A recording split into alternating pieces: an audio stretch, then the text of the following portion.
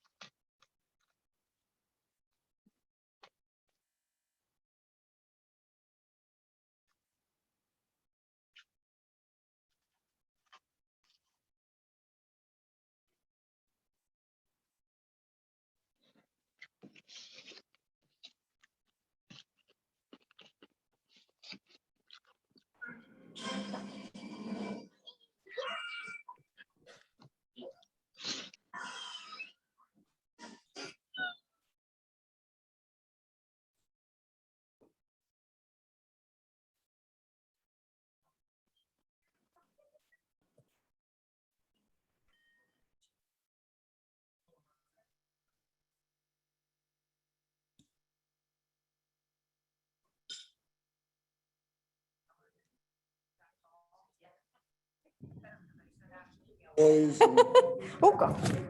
Yeah, so when you're ready to go.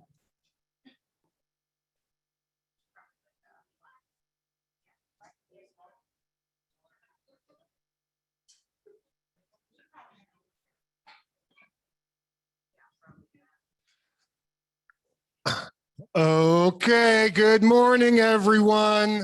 Hope you're doing well today. Welcome back, everyone here and everyone on the computer, to day 2 of the OPRA Fall Conference. Thank you for being here for our day and employment service track. We have 3 great sessions for you this morning. As was with yesterday, if you are looking to claim CEUs for this session, open up your phone, take a picture of that barcode, QR code in front of you and fill out a survey, and the CEUs are yours. So without any further ado, I want to welcome our first presenters this morning to talk about the outcome tracking system, analysis, trends, and reporting. Lindsay Terry Stein and Tom Hess from DODD. Please join me in welcoming them here. Thank you very much. Thank you. Thank you. Good morning.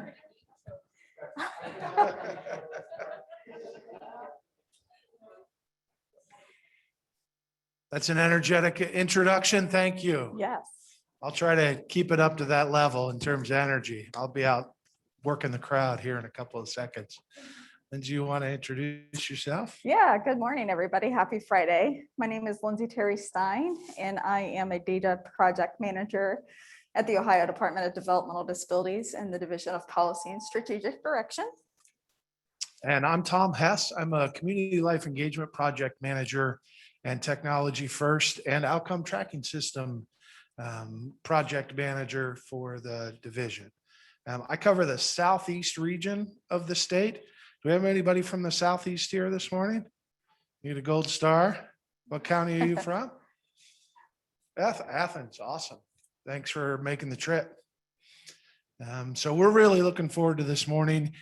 We've got a number of slides to go through, some 50 slides around the data.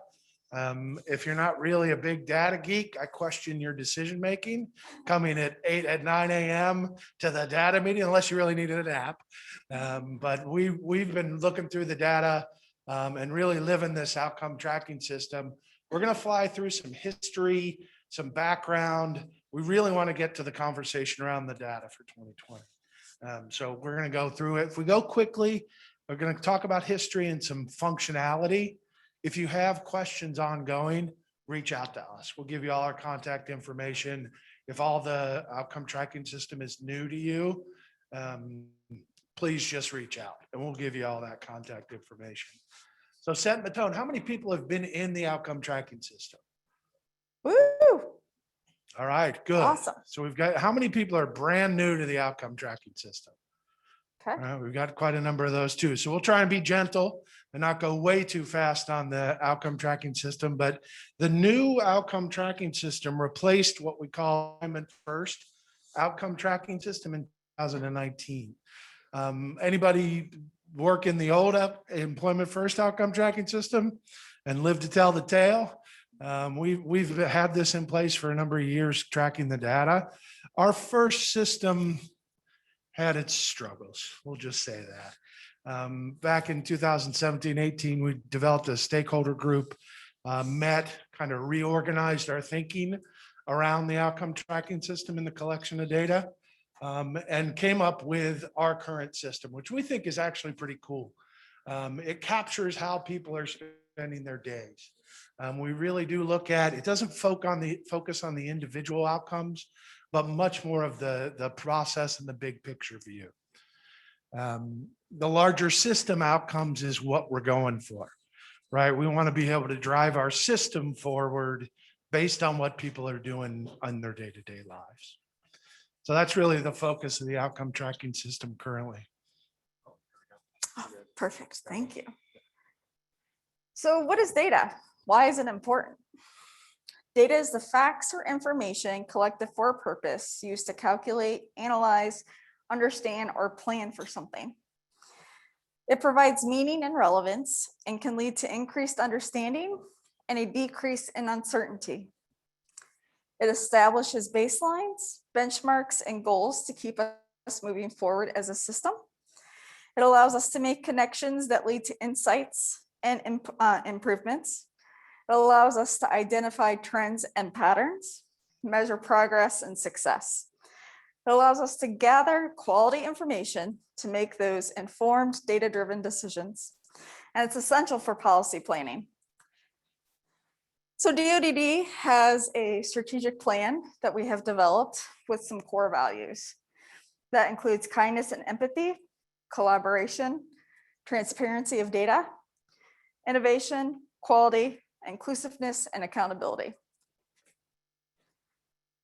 The first goal in the strategic plan is to improve coordination and delivery services that promote positive outcomes for Ohioans with developmental disabilities and their families. In order to achieve that, we have objective 1.3, which empowers individuals to live and thrive in their communities through investments in housing, technology, and employment services.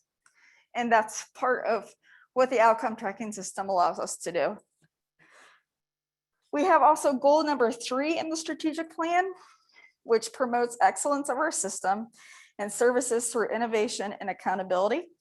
And the objective there is to advance data as a strategic asset. The Community Life Engagement Project team also has a specific division strategic plan. And our goal number 6 is to establish benchmarks and progress, measure progress, and achievement of community employment and technology outcomes. And this is one of the components of the outcome tracking system. It allows us to measure this progress. All of this information, all of this data allows us to align policies, procedures, and legislation that really allow us to improve how people live, work, and play in their communities. I think it's really important to kind of set the tone for the purpose of the data. Like, why are we bothering to do this, right? I'm going to spend a few minutes talking about kind of how it's done, what the process is, so how we do this and the reasoning behind it.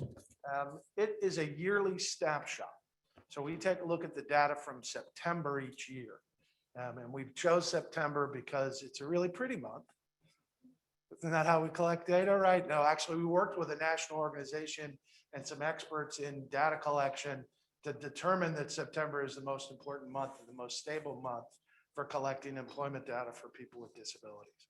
So there is reasoning and research behind the reason for using September as the reason. But each year we have a 15-day pull of data. So 15 days before October 1st, which is the reporting period OP date, we pull our data in, take a look at it, make sure it's right, and open up the reporting period for people to be able to access the system.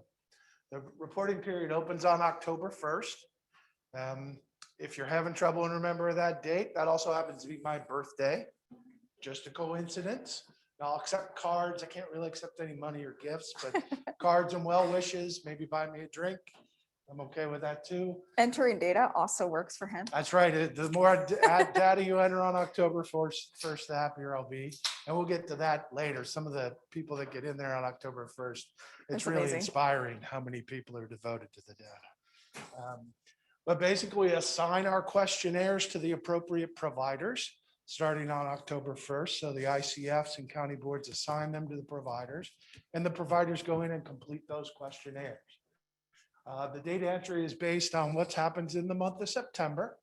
And we have 6 months to enter the data. One of the things that the stakeholder group developed was they wanted to make sure it was easy to enter the data, but also that you had time to enter the data, right? And 6 months, and if you remember last year, if you were in the system, we also understand that there is a pandemic going on. So we actually pushed that back once. We pushed it back to June. I'm not sure what's going to happen this year. Kind of depends on how things go. But the whole idea is that we're trying to be understanding, and we know that there are competing priorities. The reporting period ends on March 31st, and that's typically.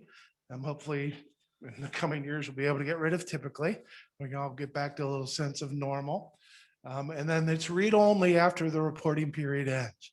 So you can go in and access that information, but you can't affect it, because at that point, we're starting to do the analysis. And then we do the data analysis, which is what we'll get to here in just a couple minutes.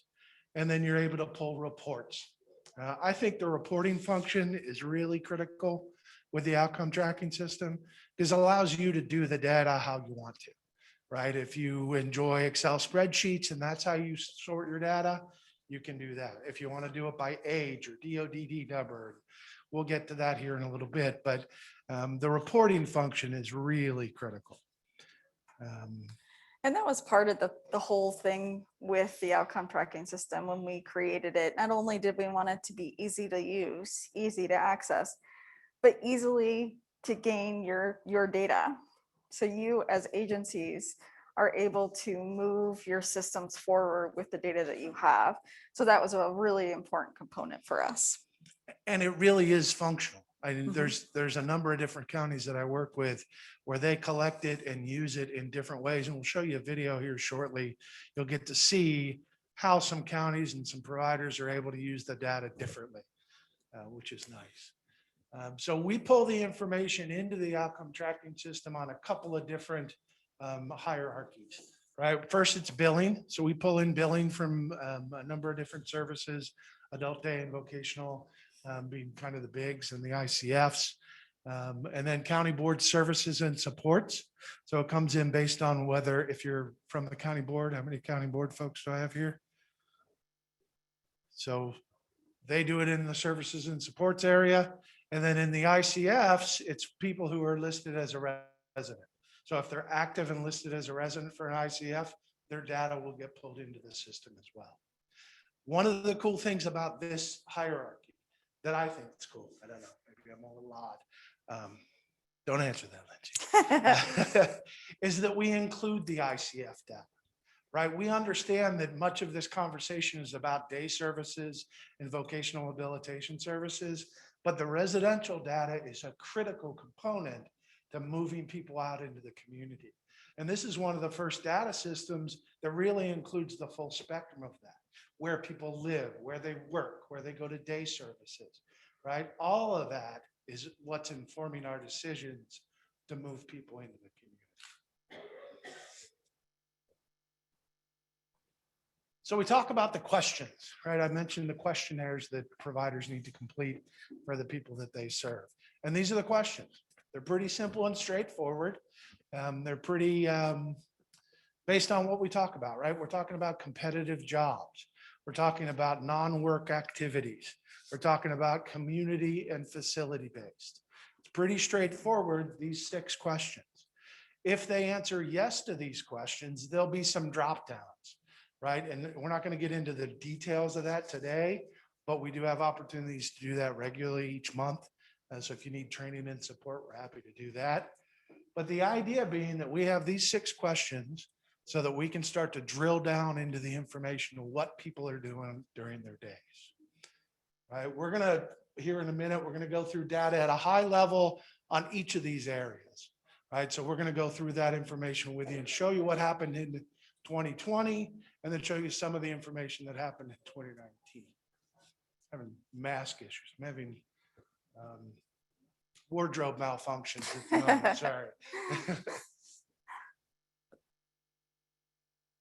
So now we're going to take a second and we had the opportunity, we wanted to bring some folks in, providers who use the outcome tracking system, but we weren't able to get that arranged. So we were able to take some video and edit some video down for some providers around the state who use the outcome tracking system. So take it away, Scott.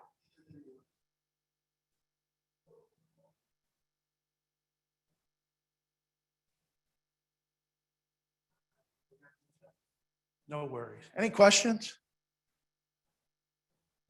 Hmm?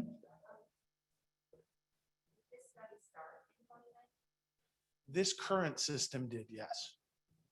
We had a previous employment first outcome tracking system that So was for the last 3 reporting periods now, since we are in the 2021 reporting and period. it was very much research-based questions. It wasn't really pulling in all of the people that we needed for our denominator. So like Tom had said, we were missing the ICF individuals. residing in those facilities. We No weren't seeing the place real on the glitches path to or community anything preventing employment, us from because that getting the really data helps us entered in a determine timely who manner. actually wants to work. We can pull Throughout the information in. And we weren't pulling in individuals' time in the community with adult day services. So we weren't getting the full picture. So we worked with a stakeholder work group to kind of develop the outcome tracking system, develop those questions that we need to answer. How are people spending their days in Ohio? And that's how we came with the outcome tracking system. Thank you.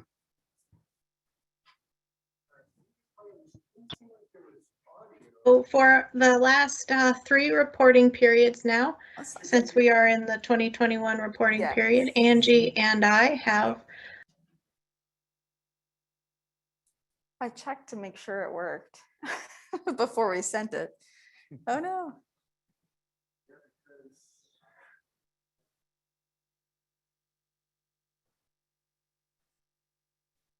Is it like Teams where you have to allow sound when you hear? Yes, fire away. Completed the data entry into the OTS system. As a provider, one of the things we always see is, if they're working in a OOD, it's a time-limited funding source. If they're on a waiver, there's X amount of dollars to go through and do that. Or we'll have people who are right back to employment, but then run out of a funding source. And we're kind of left in limbo to kind of going, hey, because they could be doing more hours to do this, those types of things. But the only place out there for that is on their progress report that is not. So we actually do, when we were completing our data analysis, I do pull in that information. We don't pull OOD specific information into OTS because we already have a data share with them. So I'm analyzing that data as well to pull into that data picture. But we didn't want to add information into the outcome tracking system that I can just pull in to save time for you guys. We didn't want it to be too burdensome for the enters. And in fact, later on, when we talk about the data, we'll have some slides about waiver experience as well. So we do pull that information in. And then we also talk about Data Ohio. Some of the, data is kind of the sexy subject these days. There's an awful lot of initiative and a lot of money and effort around that. So we'll talk about Data Ohio, kind of that big picture of, are we getting the full picture, right? It's such a powerful tool, and you see it everywhere now. You see data analysts' jobs, you're seeing different tools to analyze your data. It's because it's so powerful. It allows you to tell the story, to understand. You don't have to guess anymore. We can know whether or not something is working by the way the data is showing. If it's not, then you're able to tweak what you need to do, measure your progress, and then move forward with your systems. So it's such a powerful need in our systems. Any luck? Okay, perfect. System. We have had a good experience with the entry. No real glitches or anything preventing us from getting the data entered in a timely manner.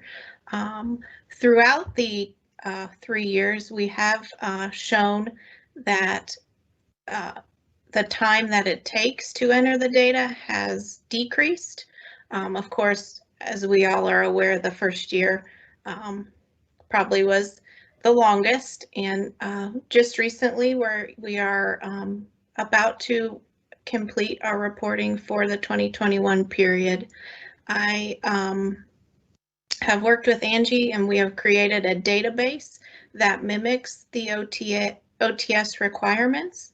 And that database has been very beneficial for us to lessen the time that it takes for data entry and reporting. And it also allows us to have accurate information for DODD. The database is also helping us with collecting information. For instance, these annual numbers, it's probably kind of small for you guys. Let me blow that up. Our board wants to know these 4 categories on a quarterly basis. And so we're able to report who is active with OOD, who's receiving or who's in competitive employment, who's in group employment, and then also who is receiving county board individual employment supports. That's for those local funded folks. So our board is able to, see every single quarter that our numbers continue to rise. We also are able to create a report on work anniversaries. Who is celebrating a work anniversary this October. We put out an email to the SSAs so that they can see the diversity of our individuals, of where they work, what their job titles are, and then also like the years of service that they've had at that company. So thank you, Angie, for sharing a little bit about how you use the OTS data and how you've built it kind of in some of your other day-to-day operations. Do you want to talk a little bit more about how you incorporate OTS and some of your other data collection efforts to enhance the quality of services provided in Clark County? Yeah, so like I was saying, it's just across the board, the information that's within this database, it really helps us determine if there's trends that maybe we have missed, right? So a lot of times, unfortunately, individuals get pigeonholed into certain career industries. And so this will allow us to review and see, where do all the individuals work? Do we see that one industry, I'm just going to use the example of like fast food, right? So do we see an extremely high amount of individuals that are in fast food, and maybe we don't see any individuals in agriculture? And, we're kind of central Ohio. We have fields all over the place. So, that it lets us know that that's something that we need to focus more on. I want to talk a little bit from a statewide perspective as a board member for APSI. If you're not familiar with APSI, it's the Associations for Persons Supporting Employment First.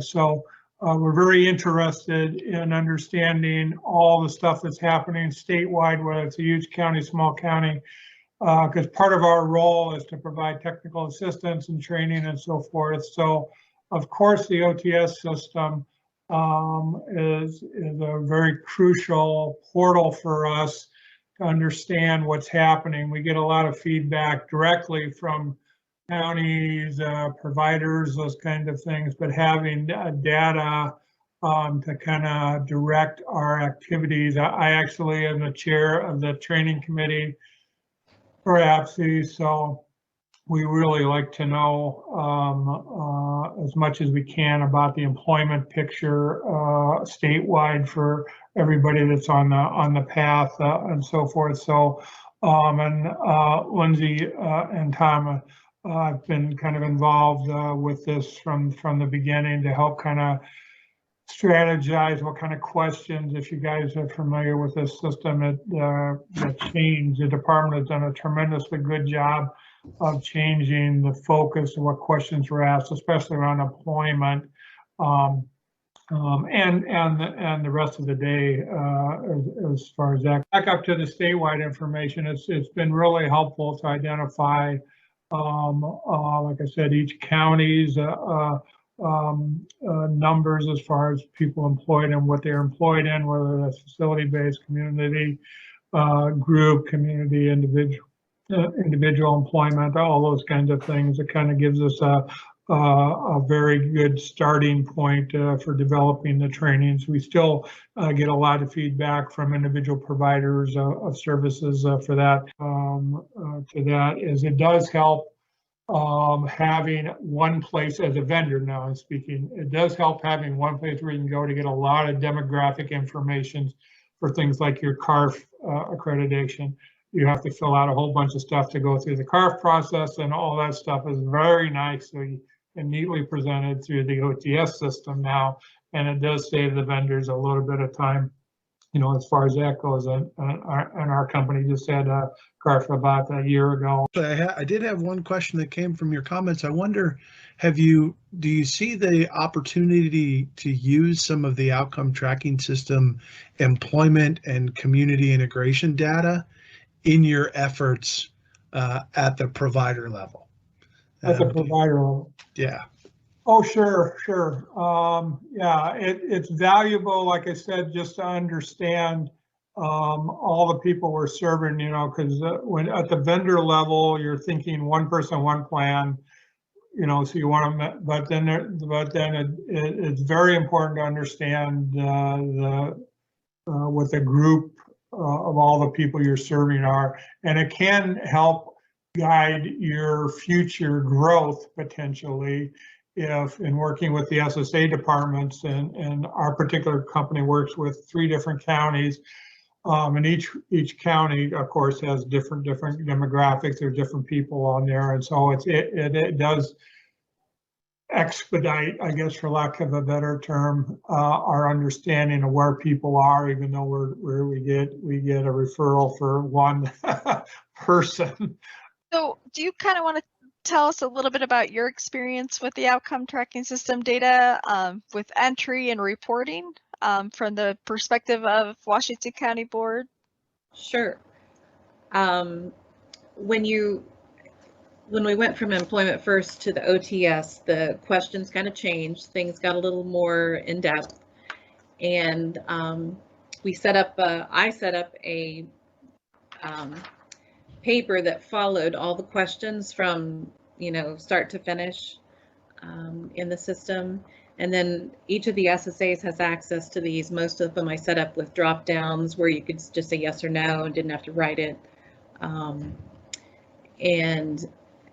anyway, that's what we use as the paper tracking system. And then I have those, I keep them in a file. And then after you pull on September 15th, then I use those to actually fill in the data, which it goes very smoothly, works very well. And the system is, yeah, as far as I'm concerned, it's easy to work through. I did notice a few months ago, you guys put out a map and it was showing all the people who were on the place to the path. And I think Washington County had 2. And I'm like, red lights were going off in my head because I knew I'd been entering place to the path for people for, the entire year. And that's when I asked the question, I'm like, Lindsay, why do I only have 2 people? And then that's when you found that there were some things in the background that weren't picking up our entries. So, that was, you guys jumped right on that. And the importance of you looking at the data and verifying and following through with that overview really did help us capture that bug within the system so we could correct it, because we want to make sure that we have quality data integrity within the system. So without your efforts, it would have been a different story. So we appreciate that. And then do you incorporate OTS data in any other data collection efforts to enhance the DD service system in Hamilton County for those that are served? Yes, absolutely. I'll call out the path to community employment data that's involved in the system as well. That's something that we track within our system, and some of the charts and graphs that you provide at DODD, we've been able to do a side-by-side comparison to just kind of see how we're doing. And it's not a competition. It's really just to see, where are we and how do we fall with trying to keep pace with other counties that are being innovators, and we want to be innovators as well. So we're trying to see if there's things that we could learn and ways that we could kind of collaborate. If there's a county that's doing awesome work, we want to collaborate and learn more about what they're doing. And so I think we all can lift each other up, and that's absolutely a way that we would look at using the data and moving forward. So I know the employment collaboratives are great and just excellent ways of engaging employers and looking at the path data. There's probably other ways. I think we look at right now, we're kind of looking at the shift, right? So there's people that are shifting from path 2 to path 3, and then what do you do to kind of respond? Is it really going back to SSAs and talking about different conversation topics to have, ways to discover the hidden talents that people that they're working with have, talking about career planning services that maybe they haven't thought about, or maybe you need to just have that reminder that those are out there. So those are some ways that we can kind of, I think, pinpoint just ways that the data is showing movement, that maybe it's just that there's some simple things you can do. I like simple. So simple makes a lot of sense in my world. So if you're seeing people shifting over, maybe they don't want to work, or maybe they just don't know enough about it. And that's a simple way to put it, but you can dive into that topic and really start to have a conversation around, what does even just engaging in the world mean? Tom, you were talking about that earlier. Like, if you're not engaging with the world, then maybe there's just some aspects of your life that are missing, and there's some ways that the team could, try to figure out ways to just engage you more in just the real world. So it doesn't have to be like employment in your face at every moment, but it's just really a natural conversation around, how are you contributing to the world in general, and how maybe your life could be a little bit better if you did. So not even about work. I try to say that if we're talking about work, that's probably too late, or employment. So it's great. It's just great to have the data and start to analyze it. No, I think that's really a great point when you talk about using the data to bring people into the real world and into their communities. That's the whole point, right? Is we can use that data to start those conversations and build those plans and move people out into the community. And if that's what we're doing, then we're doing it right.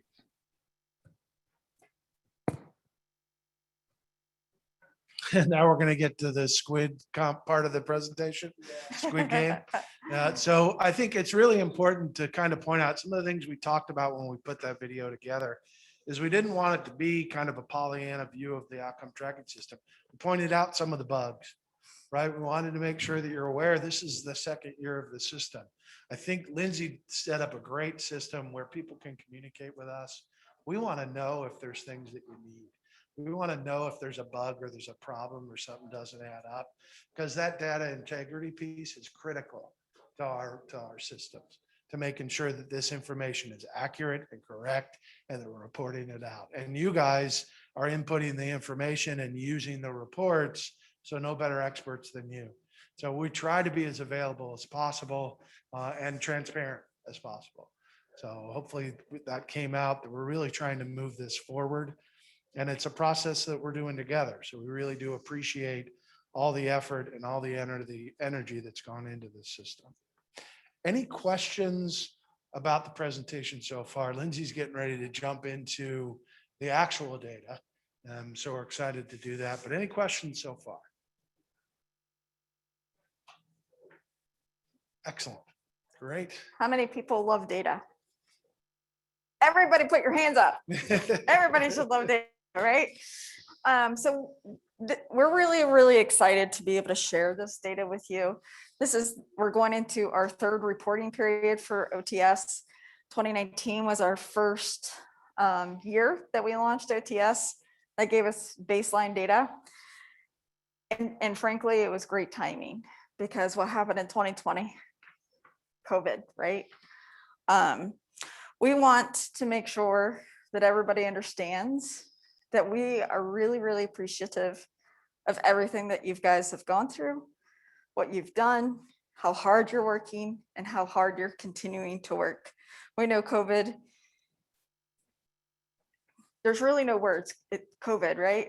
It changed everybody's world. We know things weren't easy, still aren't easy, but so many of you still entered the outcome tracking system data. which is amazing. Ohio is one of the few states that have data to show the impact of what COVID has done. And it's important to know, right? If you don't know what's going on, you can't change it. You can't make improvements. You can't honestly talk about it without that information. So we want everybody to know that COVID historically, is affecting how employment is and for our people with developmental disabilities. We know that they are more likely to become unemployed due to the pandemic, especially with previous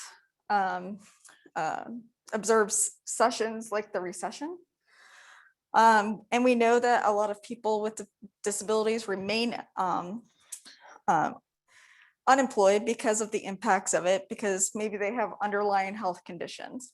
So this data is really important to be able to say, this is what's happening. Yeah, I think it's really critical that we also reflect on when COVID first started, we had some really frank conversations with all our stakeholders about what to do about collecting the data, right? Are we going to make some accommodations for the closures and the things that were pandemic related? We're going to adjust the reporting. We're going to change the questions. In the end, we kept things pretty much the same, right? We collected all the same data so that now in looking back, we're able to really make that comparison. This is what we did before. This is what we did during. And it's really one-to-one. So it really does show that impact, right?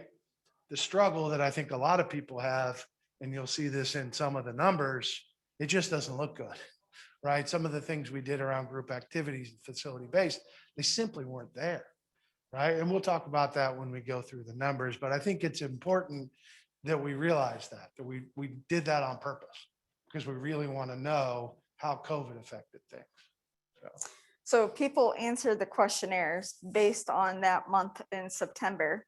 So if that person was not employed, if that person was not in non-employment at that time, they answered no to those questionnaires. So we had 41,605 people pulled in for 2019, 40,935 for 2020. You're going to see a little bit of difference between 2019 and 2020. And that's truly because we had a baseline data. We understood how people were pulled in. There were people pulled into OTS because services and supports was not updated.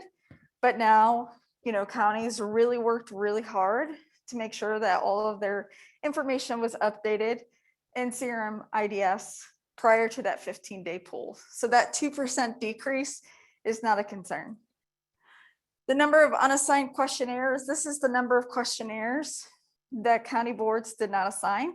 So it's those services and supports individuals that were pulled in to their assignment queue. And those are the people that are either on local funds or competitively employed. We did amazing in 2020. Look at that difference. We had a 65% decrease in the number of unassigned questionnaires that had happened. And that's because the hard work of the county boards. It's amazing. So total questionnaires, we had 50,000 in 2019, and we were down to 47,000 in 2020. Again, we're not too concerned about that because of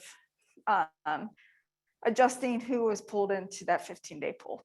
Yeah, and it really can't be said enough. This is a system and we're in the process of moving forward, making it better, making it more accurate, making it more efficient. So some of those numbers will change as we go forward. Absolutely. So this is a map of all the individuals that were pulled in to the outcome tracking system and the distribution across the counties.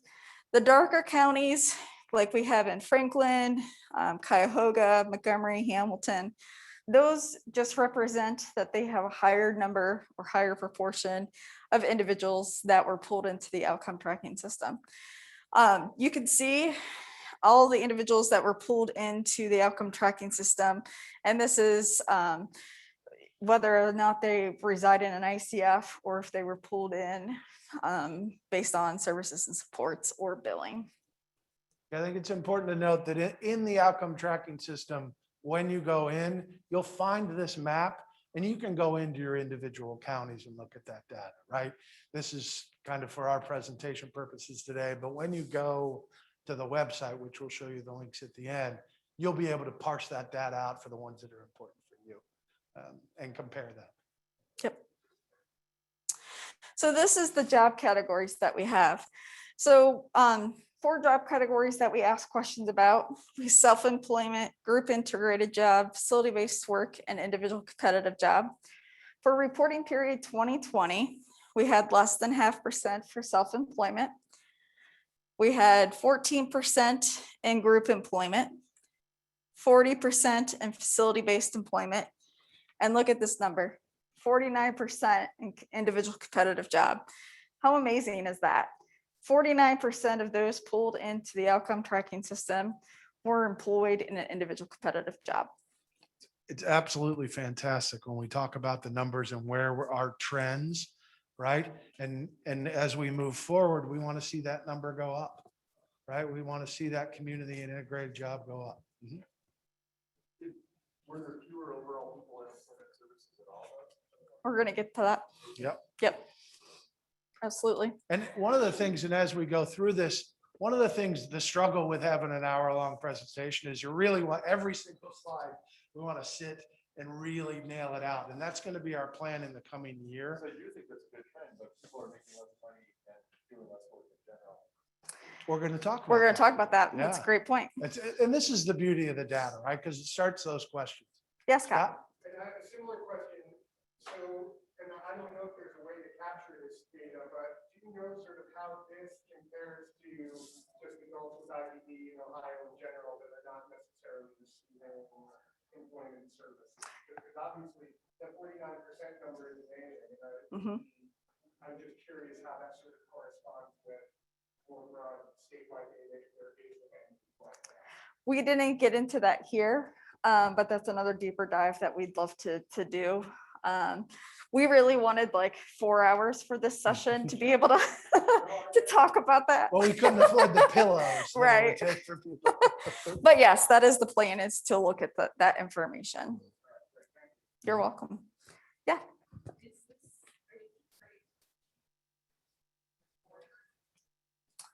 We have a public facing website. Yes. So all this information, and it hasn't been posted yet because it's got to go through legal, right? It is the state. So all this data is going to be posted to the Employment First website, and you can go through the outcome tracking system data accordingly. We'll get you the link. It's in a couple of slides. But I think we wanted to talk a little bit about the individual competitive job. Does anybody know of some really awesome? Yeah, I think it's really important to set the tone. One of the things that's really important about individual competitive jobs is that's real life, right? That's when people moving into the community. And I wanted to get a feel for, does anybody have an example of a competitive employment situation that you've arranged for someone that's particularly cool, right? That you think, I really can't believe that person's doing that, right? That they're out in the community doing this, and that's an awesome gig. Anybody got an example of that? Yeah. We shut down our facility-based services, which we were planning to do before the pandemic, but the pandemic made us shut it down earlier. And we can say that 1/3 of our people who were in facility-based services moved to competitive jobs. That's amazing. Much more quicker. And it's amazing. We have one individual who I thought would never move to a competitive job. And he has 2 jobs right now. So it kind of forced us to step back and allow them to kind of flourish a little bit. And then we found out another 1/3 really weren't interested in work. They moved to day services. And then some people really wanted to retire. So it gave them the opportunity to retire. And then because of COVID, some people didn't return to any service at all. So it was interesting to have that type of perspective from that cause and effect. Absolutely. I think that's really kind of everybody's experience, that kind of eye-opening thing, particularly around COVID, right? Where it's really forced the issue on a number of different conversations, right? We've been talking about that, and we'll talk place on the path here in a little bit, that place 4 on the path. When we talk about quote unquote retirement, what's that conversation look like? How do we move that forward? What's meaningful for people to do that? And COVID just shoved that right in their face. Like, we got to do that today. Mhm. So that's great. Thank you for sharing that. And it's not all that cool, it's just factory work. But one of the things that happened for us is we've got, nobody can hire anybody, employers wise. So there's a relatively large factory close to us. And so what we were able to do is people that wanted to work, wanted to come back to the workshop, which we didn't, like Laura, we really didn't open that as an option. So we transported the shifts to the factory, and the factory, they don't want to be the direct employer. So, you know, the entity that always employ people through the workshop is still the employer of record, but the people are working at work crews at the factory. And so that's, you know, so we're transporting in a shift to that factory, but it's not a billable service, it's just employment. So I don't know how to code that when it comes to that. Right. And I think it's really crucial that we acknowledge that, you know, the data isn't about judging whether that falls in that. It's about, that's an opportunity for an individual, right? That's an opportunity to kind of see where they are and how they're progressing into their community. And we can talk and join some of the question and answer sessions to see how we do that on an individual basis, Yeah. because that's how we address that, right? Let's talk about that individually, and then we can see how that gets put into the data system. So Yep. we'll talk about the opportunities to engage around that. But thank you for sharing that, because I think it's really important to put a face on this, right? These are real people in real communities doing real work. Yep. So kind of going to your question, how did the other services, the other job categories fare? So we have our individual competitive job up here. We just decreased by 4% from 2019 to 2020. Our self-employment decreased by 21%. But group integrated job and facility-based work got hit hard, right?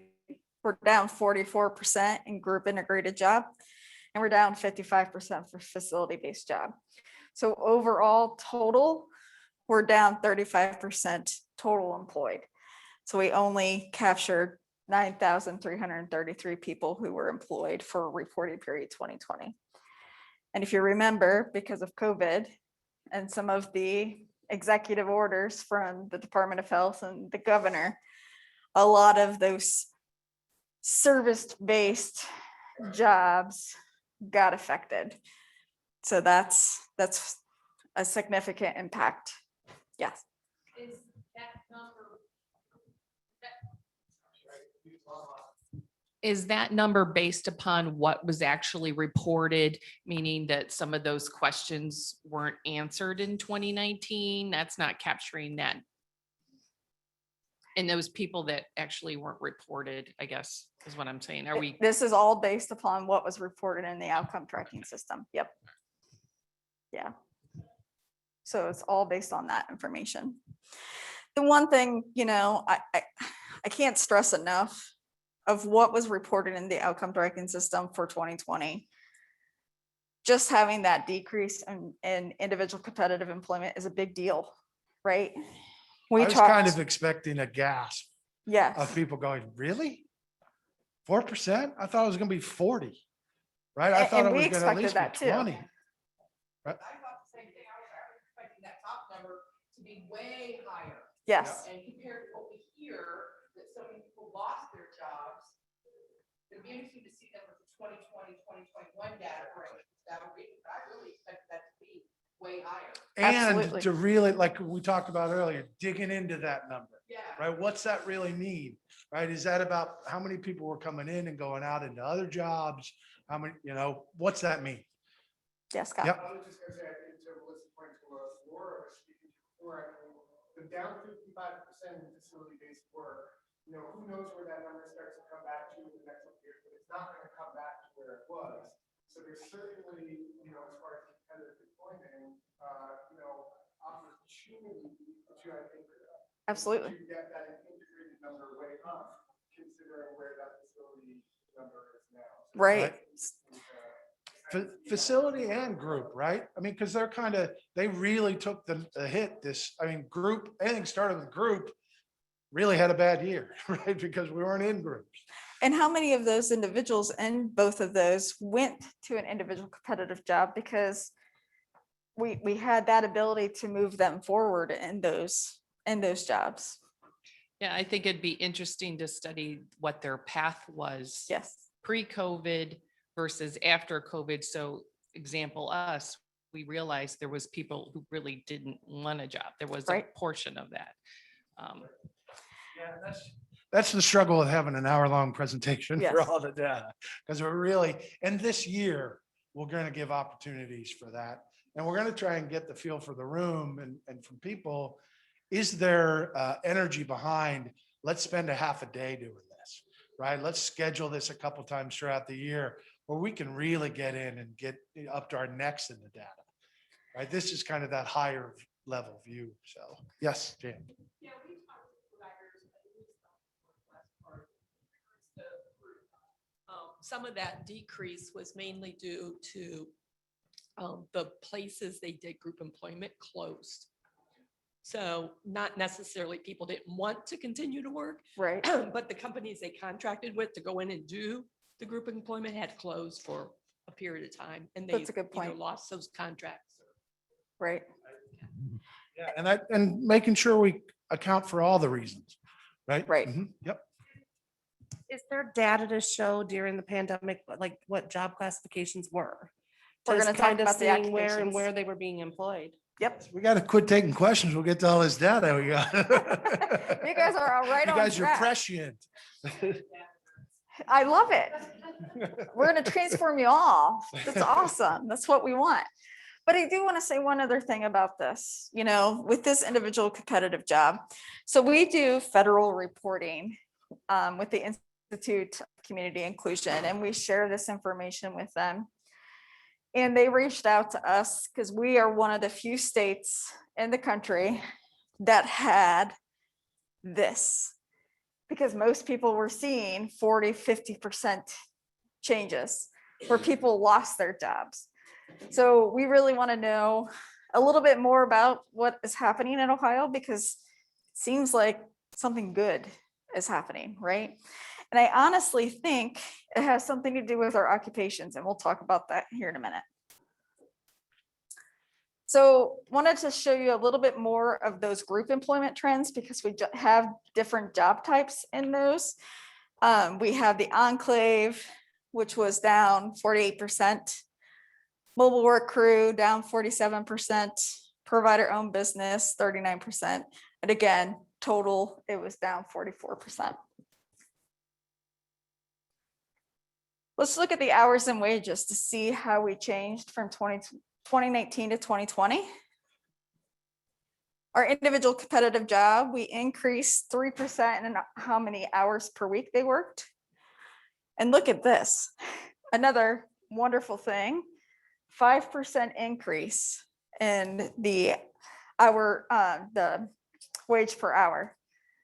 When you think of a typical job, we might get 1.5%, right? 5% is amazing. So that's pretty awesome. Self-employment, 15% decrease in hours, but a 53% increase in wage. 12% increase in the hours, 1% decrease in wage. And our facility-based work increased 1% in hours and an increase of 14% in the wages. Going back to that individual competitive job, when you think of COVID, a lot of places closed. A lot of people had frontline workers, right? Our restaurants and our stores. When we look at the top 5 occupations in competitive employment, food prep servicing 40%, sales and related 24%. So I honestly think that this had a huge impact on why we only had a 4% decrease in individual competitive employment because they were frontline workers. Yeah, and I think if you remember going back to the beginning of COVID, when it all kind of hit, after about 6 months, we started to see the stories coming out Yep. of the people we serve in those frontline positions and really highlighting. I don't even think we realized as a system that we had so many people who are in those frontline positions that became critical to our country. Yep. So it really is fascinating to kind of see that's, that was a good move. When we look at our self-employment occupations, we have 27% in sales and related. Building grounds, cleaning and maintenance, 23%. Computer and mathematical, 17. Arts, design, entertainment, or sports, 13. Food preparation and servicing, 10%. And business financial operations, 10%. One of the This reasons. is self-employment. Yeah, one of the reasons we kept this slide up here, because you remember that percentage was very small, right? In terms of the number of people in self-employment, but that's really an opportunity for many people that we serve to get into employment situations. And when you start to look at the breadth of the job classifications, right? Because we've been struggling with fast food and sales related positions and environmental services for the people we serve, you start to see that broaden out in terms of the scope of what people with disabilities are doing, and then go back to the wages, right? And think about how much money people can make doing that. So I think it's important to kind of keep that in the forefront of our mind, as well as when you go to the services part and think, we have self-employment launch services that we can utilize that are underutilized, frankly, across the state. It hasn't just kind of fallen out of favor. Why, yes, it has, right? And I think that's an opportunity for our system to take a look at that. And frankly, that wasn't yesterday, right? That's getting on 10 years ago that they had anything around self-employment. Non-work trends. We wanted to show you what facility-based non-work, community-based non-work, the comparison between 2019 and 2020. We had a 56% decrease in facility-based non-work, so those ADS services, and a 40% decrease in community-based non-work. So those not employed increased 57% to now 22,186 people not employed, according to the outcome tracking system. So Lindsay, we have 4 minutes left. We have 4 minutes, oh my. So we're gonna quickly go through just a couple other slides. We have so much more to share with you. I am so sorry. We knew it was gonna be tight, but we didn't think it was gonna be this tight. But I think it speaks to your comments and the Yes. interaction. Which is great. And that's what we awesome. want. And I think we have a little bit of data lovers starting to emerge, and I love it. So just quickly, the other piece that we wanted to share with you guys is that other piece that we really weren't gathering before in that previous system. And somebody want to work. So in order to really see the impact of those that are employed or not employed, what place on the path to community employment are they? So I really, really want to brag on county boards and ICFs and DCs right now, because that information is entered by them. And that first year, our baseline data, we had 32,908 people pulled in that weren't identified.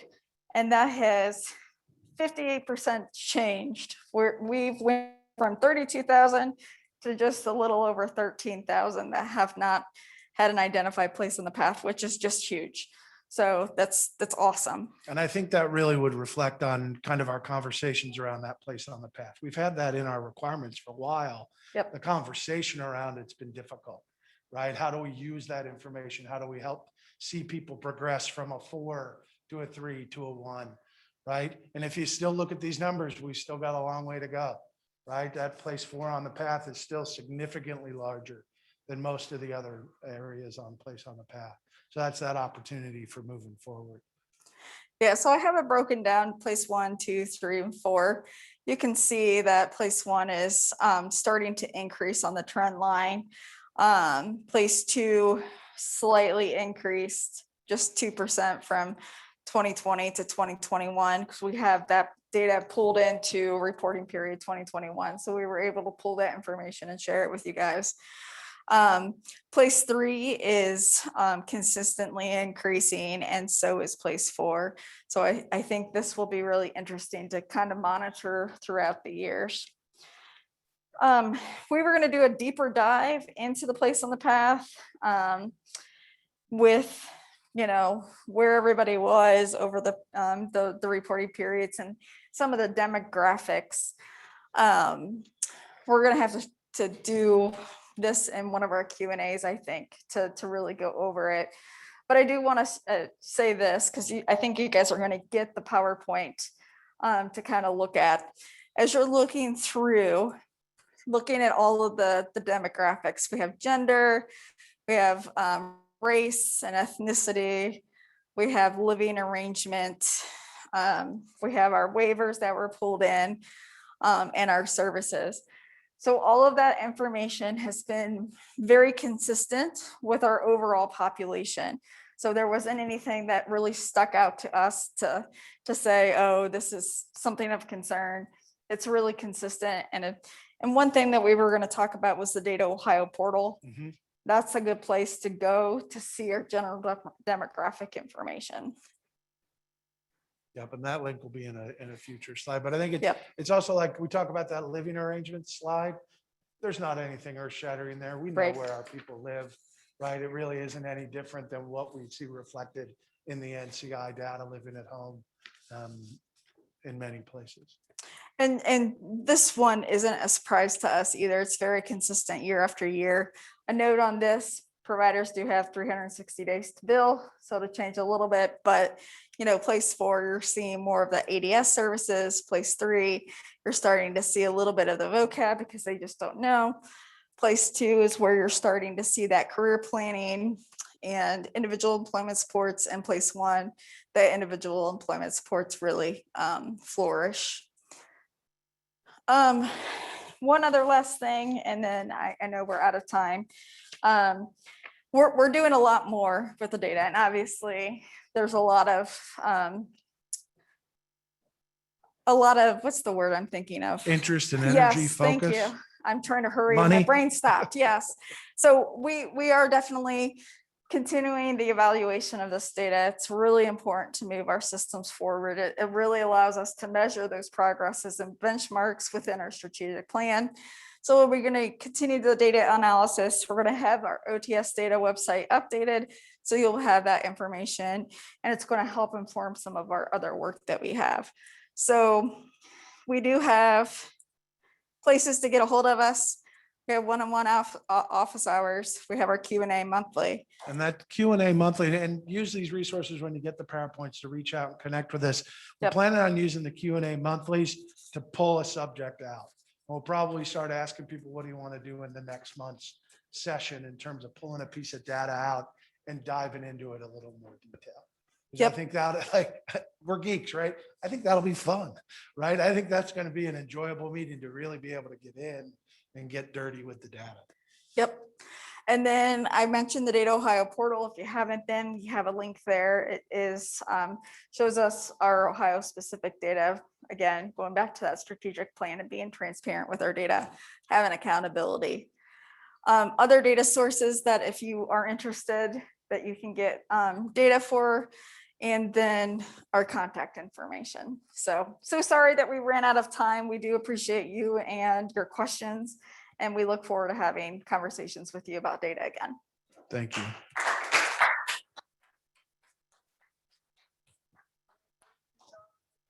Back in 20 minutes with Laura. Thank you guys, that's great.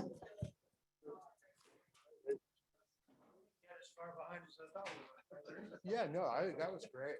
And like you said, I mean, everyone will have this to take home, you know, and to dive into it. I think